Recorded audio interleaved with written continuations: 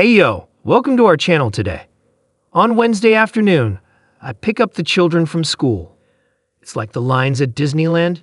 Just when you think you're getting close to the school, they take you around another building. Slowly moving forward, I'd eventually made it to the front of the line and found Dustin and Sarah waiting for me. Now that they are 13 and 14, I am not allowed to show any affection. Disgusting, Dad. What if my friends see you doing this? Yes, they have reached the age where I work as a driver, an ATM, and a food bank. I answer the phone on Wednesdays because Hannah has her weekly project review. She leads the design team at the interior design company where she works. They build luxury office spaces and mansions as part of a national organization, ensuring each project is special. There's nothing worse than seeing something you paid handsomely for appearing in someone's corporate PR press release. Needless to say, I was surprised to see Hannah sitting in the driveway. Maybe she left something behind that she needed. Otherwise, why wouldn't she go into the garage? While parked in my part of the garage, the kids jumped out and attacked the refrigerator. Hey, take it easy, guys. Save room for dinner. Setting my briefcase on the floor, I walked into the living room to find Hannah curled up on the couch, covered with a blanket. The day was warm, and the house was definitely not cold. Hey, baby, what's going on? I don't feel very well. Well, my stomach is doing somersaults. I'm having problems. What do you think this is? Must be some kind of flu. Okay, so why aren't you in bed? I was, but I had an accident. Could you please change the sheets? Taking 2 steps into the bedroom, I realized what had happened to her. I went out to the garage and grabbed a nose clip and some latex gloves. At the very least, all of our beds come with waterproof mattress covers, an old habit from when the children were little and would climb into bed and sometimes have accidents. Now we are ready, but they will only crawl into our bed when they feel worse than the dog. I wasn't going to cook dinner after this ordeal, so I ordered pizza and took a shower, emptying a can of air freshener. I sure as hell hope I don't get what Hannah is struggling with. After a week of suffering and cleaning up the mess, Hannah made an appointment with our family doctor. It was pretty much a waste of time, predictable answers. Probably the flu. Give it a little more time. See you in a week if this doesn't go away. So 2 weeks later, Hannah went to the doctor again. She had lost several pounds because she didn't eat for fear it would come out the other end. Energy drinks became her cuisine.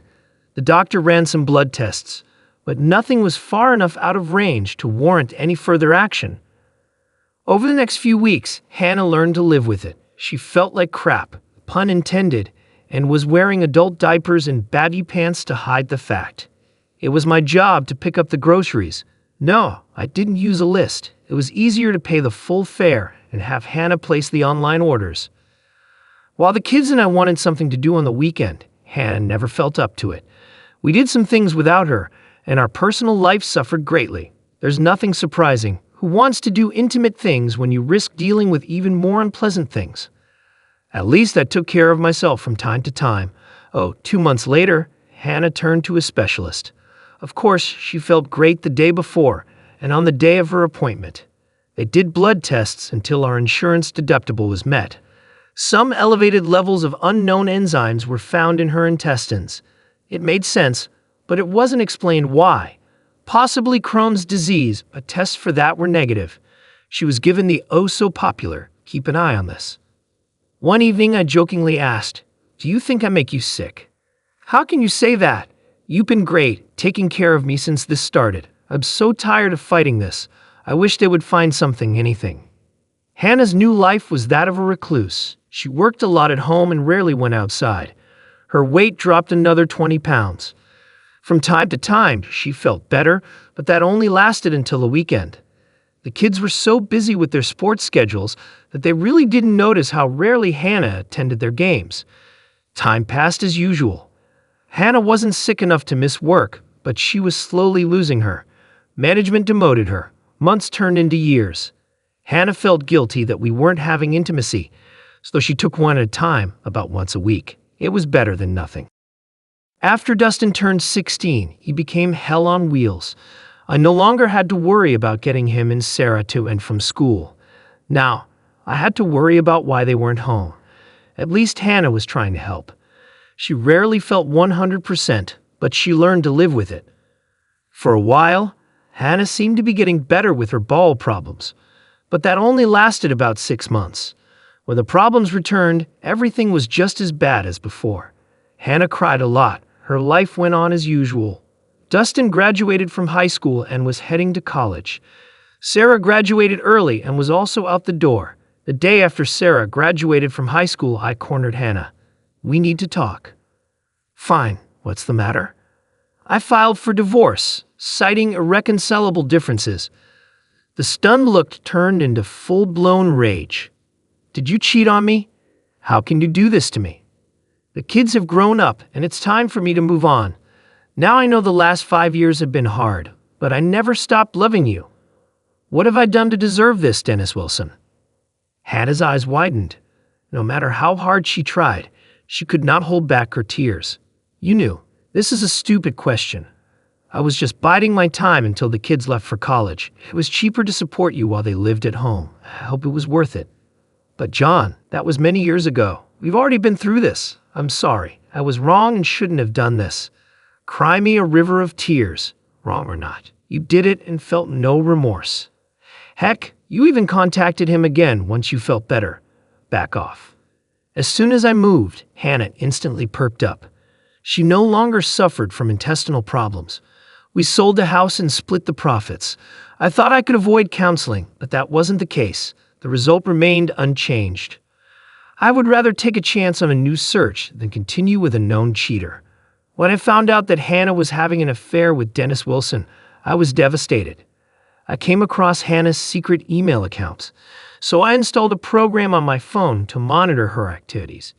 You spend your life dedicated to your partner and find that you are not enough for her. The obsession with scorching the earth faded into the background as my lawyer outlined how bleak my future life would be, penniless while Hannah would be able to accommodate her lover in the same house that we bought together, but which I spent all my free time restoring. It's cheaper to keep it. Wait until the children leave home. The lawyer drilled it into my head that Hannah could file for divorce at any time, and my fate would be pretty bleak. This was enough to the point that I thought about fleeing the country. In the end, I did everything I could to remain her husband. I stayed, and my children became my life, counting down the days. It was while searching the internet that I found the April Fool's joke. Mixing 2 over-the-counter liquid veterinary drugs may cause intestinal upset. So I bought and stored a large bottle of each in the garage and got a pack of syringes from China. Using the indicated syringes, I injected the mixture into Hannah's coffee supplies. She loves the blueberry and hazelnut mix. The kids didn't drink coffee, and I hated the mixture. For the first few days, Hannah didn't complain at all until I increased the dose of the formula. That's why that first Wednesday was so hard for her. I've clearly gone overboard.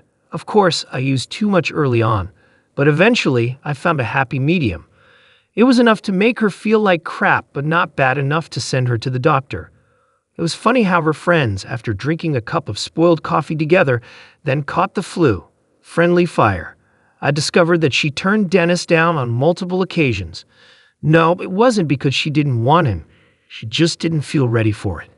He finally gave up after a few years. I thought Hannah's novel was dead and buried.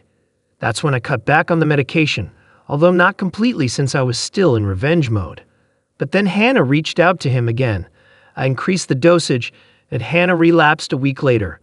She again turned to the specialist the day before and on the day of her appointments.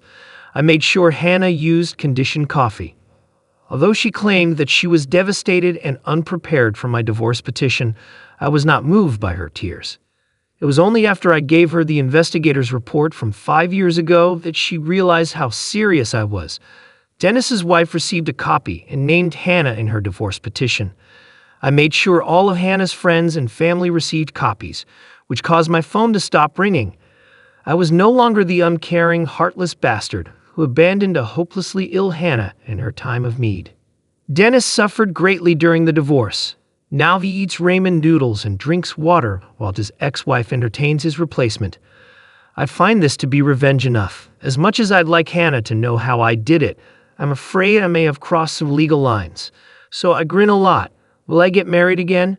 Most likely no, maybe. Who knows? I can't even enjoy dating without fearing the heartbreaking pain Hannah caused me. Time heals is my last hope. Thank you, dear viewers, for joining us on this emotional journey. Your time and attention mean the world to us. If you found this story compelling, don't forget to hit that like button, subscribe to our channel, and ring the notification bell so you never miss out on our upcoming tales. Your support keeps us going, and we can't wait to share more captivating stories with you. Until next time, take care, stay curious, and may your days be filled with intriguing adventures. Goodbye for now.